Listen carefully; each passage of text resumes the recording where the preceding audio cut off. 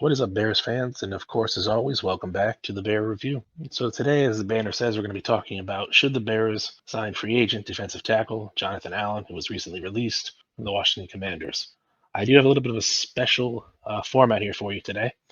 I'm going to bring on an old friend of mine from my early days in Bears content creation, PJ over at Bears Country Productions, and we're going to talk a little bit of Jonathan Allen today. So without further ado, here's PJ. Good evening. Good evening, everybody. Good to see you guys. Thanks. Glad to be here, man. What's going on, PJ? No, and I know it's been a long time coming. We finally got this together, so I'm Yes, glad to sir. be. I'm glad to have you here tonight. It's good. I'm good to be here with you, man. Really is. Good, good, man. So, give me your initial thoughts. What do you think? Did you see the I move coming? I saw it coming because of the one he missed time last year, and then they drafted Newton last year. Mhm. So I kind of expected this to be the year they let him go. Plus they still paying a hefty salary to his partner Payne. So I figured they don't want to invest too much more money in both defensive tackle positions. But I am excited about it. I think he'd be a great fit with the Bears. I really think he'd be a great fit. Yeah, I mean, honestly, like you said, the writing was on the wall as soon as they drafted Johnny Newton. After that, it was only a matter of time when they were just going to, give him the boot. They weren't going to cut Deron Payne unless No, they just signed him to that big deal. But Allen, exactly. unfortunately, is it was released this morning. But I think the Bears can take advantage of this one. Yeah, and the beautiful thing is, Allen just turned 30 in January, so I Mhm. still think he got some game left in him, and I think he would be a perfect fit to match up with Javon Dexter in the rotation, being our three Yeah, technique. yeah. So let's just throw up the stats here for everyone. So, like you said, Jonathan Allen, 30 years old, good height, 6'3", good weight, 300 pounds. Nice. Of course, we all know he was drafted in the first round, 2017, pick 17 overall by the Washington Redskins. We talked about his stats in 2024. He only played 8 games, 7 starts. Yeah, He was able to get 19 tackles, 3 sacks, 13 run stops. He was good for about 6% on that. 16 total pressures and a 9.1 pass rush run rate. So there's definitely still something left in the tank. yes, Uh, and we should be able to get him for, I would like to think, a reasonable price. yeah. So I know through the social media travels there, some people were talking between the range of 14 to 17 million.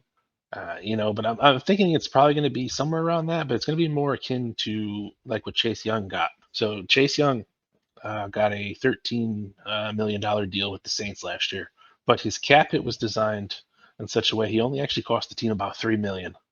Oh, really? Wow. Okay. Yeah, so they ended up putting in some void years and all that. So the Saints are going to end up paying him some money in the long run, but in the short term, it really wasn't that bad. So Well, honestly, my one concern about Allen here is, we'll quickly just take a look at the PFF rating. So I went all the way back to 2022. I didn't want to go too crazy okay. with this, but you'll see 2022, great year. High 80s overall in his defensive grade, really good run defense grade, 66 and a half. His tackling grade, middle of the road, not too bad. Pass rush grade, Right. 81.1. And then you start seeing the inevitable decline. Right. So that's my one major worry. Is he going to bounce back or is he going to, just keep going down? Well, I think if you take in consideration in 2022, if I'm not mistaken, that Hmm. is the year that he actually had Sweat with him, as well as Young and Hmm. Payne. 2023, when that came around, uh, Sweat and Young both was only there half a year before they got traded. And then 2024, he had a pec injury, if I remember correctly, and he was out for 8 or so games because of that pec injury. Yeah. No, that's true. But one thing here that I'll bring up here for everyone is actually his pass rush win rate percentage. And there's an interesting trend. Now, it is trending downwards, of course, but you can see from 2020 to 2024, we're going to go from baseline of 16 and a half. He's going to shoot up to 18 and a half in 21. It's going to drop down to 11% in 2022, then back up to 15% in 23. then again it's going to fall to 9.1. Now, if you go by his numbers in both the regular season and the postseason, he'll end up just over 10%, which is right about average for defensive tackles in the NFL at the moment. Uh-huh. So, based on this information, we do stand a chance of him actually having an upswing in terms of Yeah. his win percentage. Now, it may happen, it may not happen, but the information here shows it is a decent possibility. Yeah, I just think that him being in a system like ours where if we could possibly have a heavy rotation, Mhm. being him and Dexter alternating, both playing about 50% of the snaps, I think he would be refreshed and more um what's the word I'm looking for? More efficient. And I Mhm. think it'll do the same for Dexter. Okay, so you'd want them to play in a rotation versus playing the majority side by side. The only time I would want them to play side by side is like an obvious third down passing situation. But other than that, it's like uh, Allen and Billings lined up beside each other, or Dexter and a second round rookie that's a defensive tackle, one technique. Them playing side, just give us a heavy rotation, but then third and long, obvious passing situation, put both Dexter and Hillman as the defensive tackles with Sweat and hopefully Chase Young on the end. Perfect scenario for me. Yeah, and see that's another thing that people were talking about today is that when they were all in the Commanders, Chase Young, Sweat, and Allen there, they weren't really productive. Now, I don't know. I don't agree with that, just because there was a lot of things wrong with the Commanders, and their defensive Agreed. line really wasn't one of them. I think if you look back at the Commanders during that time, their secondary as well as their linebackers was suspect. Yeah. We have an outstanding secondary here. So I think having those guys up front and with the secondary we got and the linebackers we have, I think our defense could easily be number one ranked Y- in the league. Yeah, Easy. and that was actually going to be my question to you. Do you think the Bears are falling into the same trap of the Commanders, where they're overloading a lot of their money on the defense and the defensive line and neglecting their second and their third layer of the defense with the linebackers and the cornerbacks? Well, I think as it stands right now, our because we spent three second round draft picks on our starting cornerbacks. All three of our starting cornerbacks are second round picks. One of our safeties, being Brisker, was a second round pick. Then Byard, I don't remember what year, I mean, what round he went with the Titans when he came in, but we have solid guys and solid pieces there. So I don't think we're neglecting that at all. Then we spent big money on Tremaine Edmonds to come here. He Yeah. was a former first round pick. And then TJ Edwards, I thought he balled out when he first came here. My only apprehension, if it was, it would be the fact that whether or not Edmonds would fit this system that we have here. I don't Okay. know how well he will do because he's more of that middle guy of a cover two. So I don't know how he would do with the type of Dennis Allen defense. How well he would do there. Okay. So, do you have any reservations to actually signing Allen? Let's say, if Ryan Poles came to you and said, "Why wouldn't you sign Jonathan Allen?" What would you tell him? There's not a negative for me. Okay. There's just not. I mean, because Dexter still is on his rookie contract. He has 2 more years on his rookie contract. So therefore, you're not having to pay Dexter yet. And I'm signing Allen to like a 2 or 3 year contract anyway. So that the money's there as far as Okay. that position goes. Billings is only making $2 to $3 million a year or something like that. And then if I was to bring in another rookie one technique, no one's getting paid from the defensive tackle position. I mean, serious money. I mean, so that way I can allocate that money towards Allen. True. No, that is true. You are correct. There's a lot of money going to Montez Sweat. They paid Jalen Johnson, so they have Right. spread the money out. So, uh, Yeah. in terms of that, I wouldn't worry. If I would caution fans not to worry about them lacking in other defensive areas if they were to go after Jonathan Allen.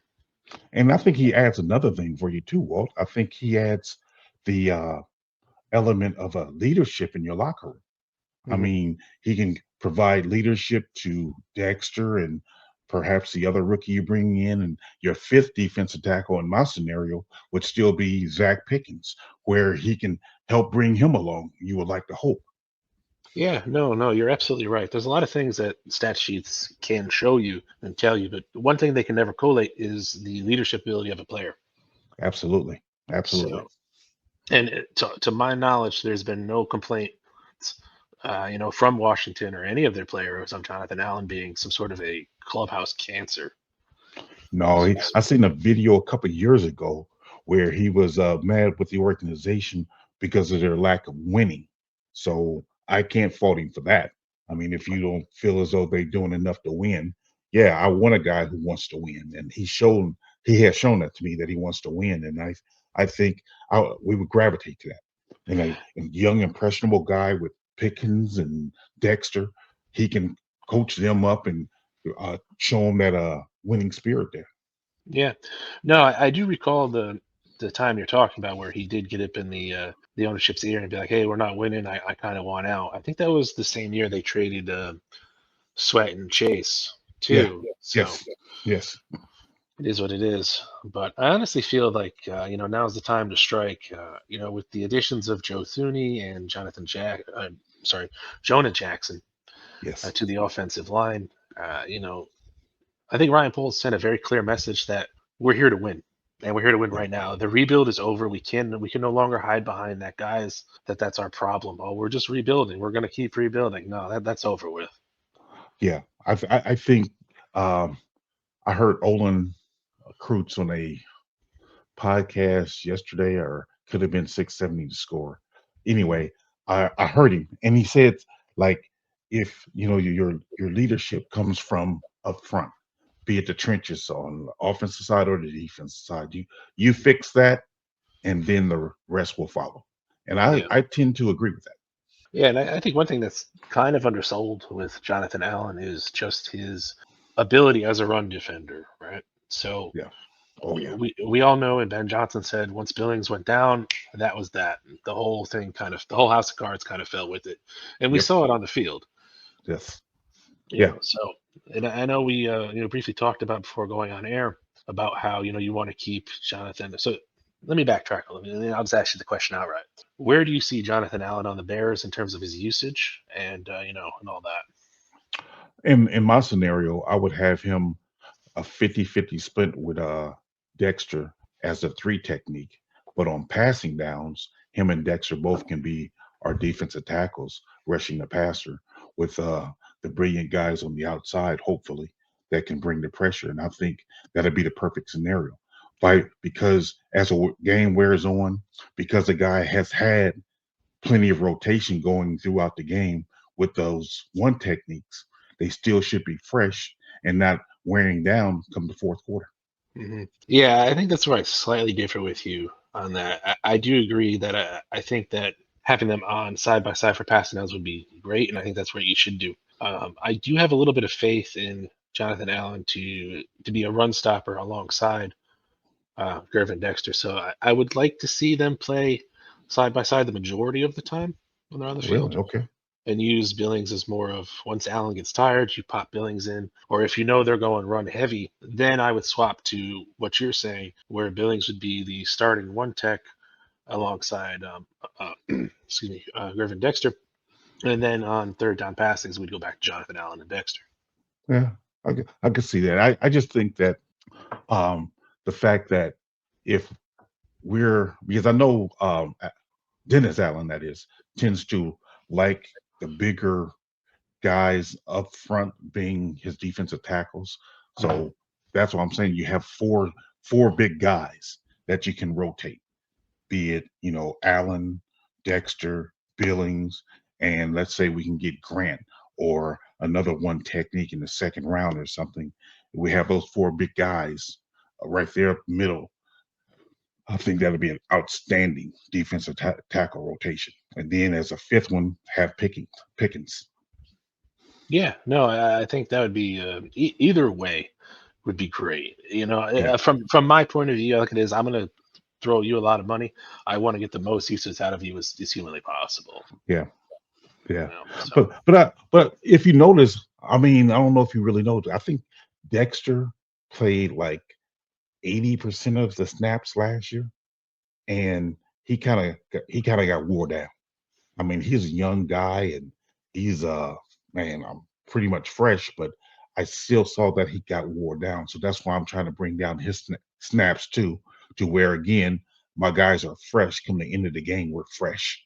I mean, okay, that's why I have that rotation between them. He plays a series, uh Allen plays a series, he plays a series. I mean, and you keep them fresh, you keep that rotation, keep going.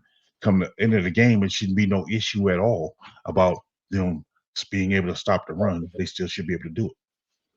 okay. Yeah, if where are we? Yes, I do have their play times up here. At the end of the year, Griffin Dexter actually played 66.3% of the snaps. Uh, 66. Okay. yeah, he was the third most on the actually second most on the defensive line. Demarcus Walker was the first. Yeah. He logged a lot of minutes too. See, and that's I think that wears tend to wear defense down because when it's come to that 4 minute offense where the team really trying to break your wheel and just run it down your throat, that happens because you guys get wore down. Mhm. Now, do you have any concerns over the injury that Allen sustained last year? I know he had the torn pec and all that, so he ended up coming back and finishing the season and played into the playoffs. But And is there that's any nagging concern moving forward? and that's why I don't have a concern about it with it because he was able to come back last year with it and played some pretty decent football after coming back and into the playoffs. So again, I don't have no concerns with it. I mean, if he would have like went on injury reserve and not came back, I'll be probably skeptical. But he already came back from it and played. True, true. Okay. Yeah, I mean, honestly, I'm 100% for the move as long as it's within the right price range. I One guess hundred what percent there. Yeah, I guess what really is going to depend on is what they do in the next couple of days, because we all know the elephant in the room is Trey Hendrickson, and will the Bears go after that? Will he not go after them? They're only asking a second round or a third round pick for him, but you're going to have to drop a minimum of probably 25 million. And therein lies a problem for me. I think uh, you don't want to spend or allocate too much money for one position. Being if you already paying Sweat 25 million or so per year at the defensive end, why would you now want to have a second defensive end where you're paying 25 million? That to me is kind of off balance.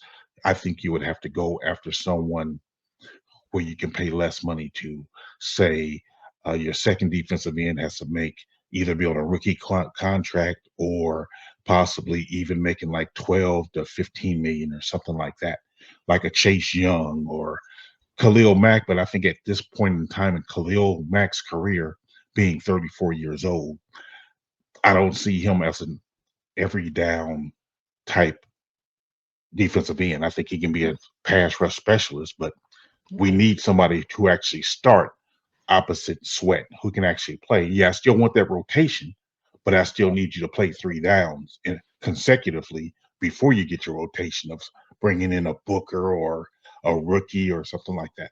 interesting. Yeah, because that's the thing with, and I know we're jumping subjects here real quickly, but you are right. Khalil Mack only played about 60% of the snaps. He's just shy of 61%. Yeah, So, so yeah, there is that. he's That's getting always up there. He's like 34 years old, and like Chase Young, he's 25.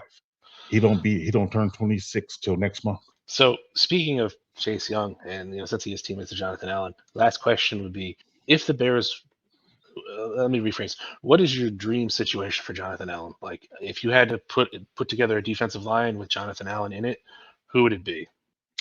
Um, Josh Sweat, well, Okay, not Josh. I'm sorry, Montez Sweat, okay, Jonathan Allen, rookie being Grant, I think from Michigan, okay. and then Chase Young. And the important thing for me is then also having the rotation, the guys playing secondary being Booker, Javon Dexter, Billings, and let's say Princely, a rookie, we can also get in the second round. Mhm. Uh, and then two extra defensive linemen would be Zach Pickens to be our fifth defensive tackle, and Dominic Robinson to be our fifth defensive end. So that would be my, because I'm all about the rotation. I mean, you Right. have these guys to where no one guy in my perfect scenario would be playing over 60% of the snaps. Our rotation will be so good and they'll be so good together that everybody can stay fresh. Okay. Yeah. No, I think that's perfect. You know, I think I'd probably follow on the same lines. We have Sweat, then we got Irvin Dexter. And personally, I might start Jonathan Allen, and then of course the big man Chase Young on the other side. So Yeah. that's a topic for another time, though. Oh yeah. I know me and you have been pounding the table for Chase Young for a very Yes, long sir. time. Yes, sir. Like So minds on that one. I give you yeah, that. I mean, I think I think that'd be great. And I think the biggest difference that we would have here, like I mentioned before, is the fact that we actually have a good enough secondary to where with the pressure they give, our secondary have them covered, have the receivers covered to where we're getting sacks or turnovers. One of the two will be happening. yeah, definitely. But yeah, I think we're both in lockstep agreement that Jonathan Allen is probably the way to go, or at least one of the ways to go. I don't want to lock myself Yeah. into one way. Yeah, I There, mean, do you? I mean, do you know of another defensive tackle that inspires you like Jonathan Allen with? That's a free agent this time around. I mean, I know there was talks of the one from the Eagles. Was it Milton Williams? I think's his name. There's been a lot of talk about him, but he's gonna require even more money than Jonathan Allen. Yeah, So there's been a lot. There's been a lot of names floating around getting cut and all that, but I think the big one here, and that's why I want to do this video. Jonathan Allen has the history with Montez Sweat, yes, so even playing with him and solidifying that defensive front, those two guys I think would do good. I think he'd be a great mentor for Javon Dexter and even Zach Pickens. I know Zach Pickens has yeah, been kind of on the bubble right. over the last couple of years, but I feel sitting with a guy like a Jonathan Allen could help mold him I in a agree. way that he could earn that second contract this year. Right now, we don't really know if he is Right. or he isn't. Good But point. Very good point. And I think that's the other thing. Now that you mentioned the Hendricks thing, if you're I'm looking at it like if you're paying Hendricks or might pay Hendricks 25 million for a defensive end position, or you can possibly get Allen as well as Young for close to the same amount of money together. Now mhm, you got two positions filled as opposed to just one. yeah, no, 100%. Yeah. So yeah, we're heading about 25 minutes here, so I don't want to keep you too much longer. But I do want to, anyone that does watch the video, let you know that you can catch PJ every Thursday here on YouTube. You guys are still doing the normal time. What is that again? Yes, it's 8 Central on Thursday evenings. Okay, yeah, and that's Bears Country Productions. So I'll put a Yes. link also in the pinned comment for this video too, if you guys want to check out their content. You're gonna get a good laugh with PJ and Foster and Shorty and all the gang. So I highly Yes. recommend it. Yeah. Miss seeing you there, Walt. I really do, man. Well, anytime you want me, just give me a call and I'll be there. All right, man. I appreciate you, brother. All right, guys. So we're gonna head out here for tonight. It's a little late, but this video should be up in maybe an hour or so, or I might wait till the morning to do it. But thank you for watching as always. Don't forget to hit the like button and subscribe if you haven't for more Bears content. And of course, until next time, bear down. See you guys.